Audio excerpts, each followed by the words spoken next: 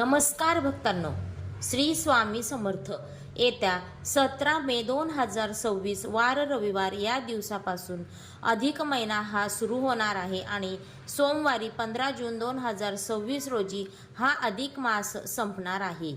या अधिक महिन्यात भगवान विष्णूंच्या उपासनेला विशेष महत्त्व आहे. हिंदू पंचांगानुसार अधिक मास हा 13वा महिना दर 3 वर्षांनी येतो. या महिन्यानंतर सूर्यकांत नसते आणि हा महिना मलिन म्हणून मानला जातो.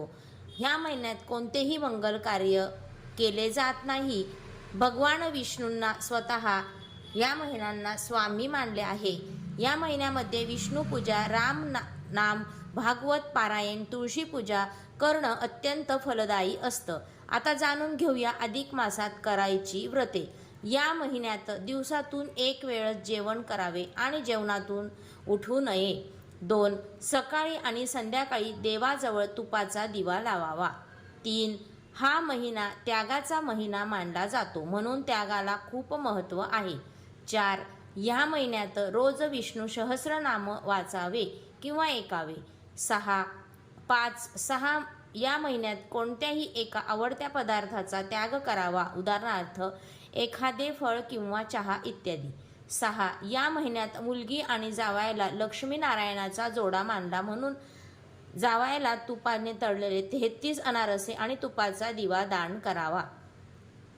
7. अधिक मासात होम हवन केल्यास त्याचे फळ अनंतपटीने मिळतात. 8.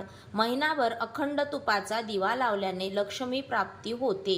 9. या महिन्यात पुरणाचे धिंडे म्हणजेच धोंडे करून नातेवाईकांना भोजन देतात. या धिंड्यांना धोंडे असे देखील म्हणतात, म्हणून या महिन्यात धोंड्याचा महिना म्हणून उच्चार आहे. 10. अधिक महिन्यात पोथी वाचणं, सत्संग किंवा अधिक महिन्याची पोथी शुद्ध सात्विक मनाने रोज एक अध्याय याप्रमाणे महिनाभर वाचून शेवट उद्यापन करावे. 11. उद्यापन करण्यासाठी देवाला पुरणाचा नैवेद्य दाखवून ब्राह्मणाला भोजन आणि दान दक्षिणा द्यावी किंवा एखाद्या गरजू व्यक्तीला दक्षिणेसह शिधा द्यावा. 12. अधिक मास मध्ये जर तुम्ही कोणतेही व्रत करू शकणार नसाल तर दररोज जेवण करताना अधिक मासामध्ये आपण मौन पाळू शकतो. हे व्रत खूप महत्त्वाचं आहे. 13. या महिन्यात भगवान विष्णूंना समर्पित आहे, त्यामुळे महिना भगवान विष्णूंची जास्तीत जास्त सेवा, नाम जप, ओम नमो भगवते वासुदेवाय नमः हा मंत्र अवश्य करावा. 14. संपूर्ण अधिक मास पात्रावळीवर जेवण करावे आणि ताटामध्ये जेवण करायचं नाही, हा देखील नियम पाळू शकता.